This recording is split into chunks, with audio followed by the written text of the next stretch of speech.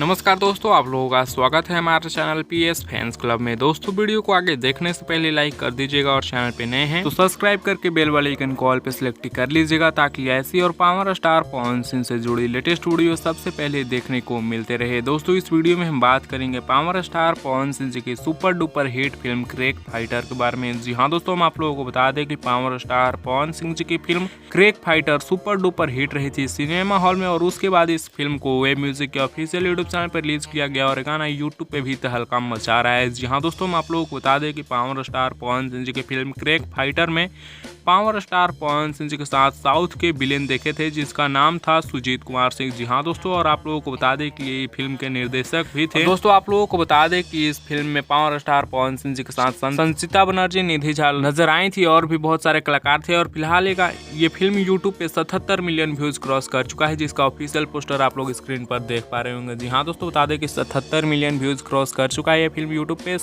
Crack fighter. आप लोग जाकर देख लीजिएगा। वैसे आप लोगों को ये वीडियो कैसा लगा बस नीचे कमेंट्स में बताइएगा। इस वीडियो में बस इतना ही, मिलते हैं हम आप लोगों से जल्द ही नेक्स्ट वीडियो में नए अपडेट के साथ। तब तक के लिए बने रहिए आप हमारे चैनल पीएस फैंस क्लब के साथ, सब्सक्राइब करके जुड़ जाइएगा।